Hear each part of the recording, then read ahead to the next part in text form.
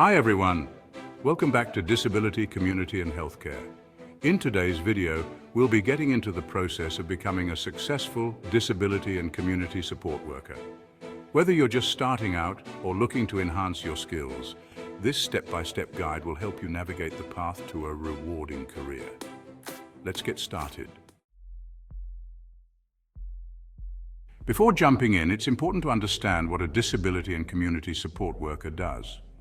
You'll be providing care and assistance to people with disabilities, helping them live independently and participate in their communities. This role requires empathy, patience, and strong communication skills. It's more than just a job, it's about making a difference in someone's life. To begin your journey, you'll need the right education. In Australia, a minimum qualification of Certificate 3 in Individual Support Disability is typically required. Some roles may require a Certificate 4 in Disability, which provides more in-depth training. Many vocational education and training institutions offer these courses both online and in person. These programs cover key areas such as disability support, health and safety, and communication skills. Make sure to choose a program that includes practical placements so you can gain hands-on experience. Being a successful support worker isn't just about qualifications. You'll need to develop essential competencies: empathy and compassion. Understand and relate to the challenges faced by individuals with disabilities. Communication skills. Effective communication is crucial for interacting with clients, families, and healthcare professionals. Problem-solving abilities. You'll need to think on your feet and adapt to different situations. Physical stamina. Support work can be physically demanding, so maintaining your health is important. Step 4. Complete essential training. After gaining your qualifications, it's time to complete essential training. This includes first aid and CPR training.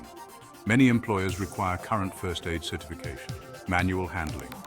Learn how to safely assist clients with mobility. Infection control. Understanding hygiene and infection control is vital, especially in healthcare settings. NDIS Worker Orientation Module. If you're working with NDIS participants, this module provides a foundation for safe and respectful practice. Cultural awareness training. Australia is diverse, so being culturally sensitive is essential when working with people from different backgrounds.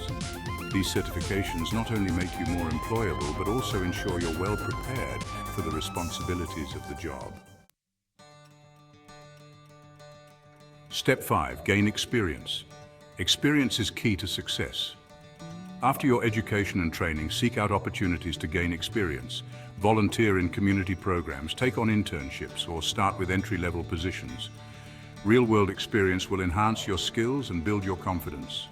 Networking with professionals in the field and joining relevant organizations can also open doors to job opportunities and mentorship. Step 6. Stay updated and keep learning. The disability and community support sector is constantly evolving. Stay informed about changes in regulations, new support techniques, and emerging technologies. Continuing education and professional development courses are great ways to stay ahead and enhance your career. And there you have it, the step-by-step process to becoming a successful disability community support worker. It's a journey that requires dedication, continuous learning, and a passion for helping others. If you're ready to make a difference, now's the time to start. Don't forget to like, subscribe, and hit the notification bell so you never miss out on our latest content. Thanks for watching, and I'll see you in the next video. Subscribe for more videos on disability, community, and healthcare.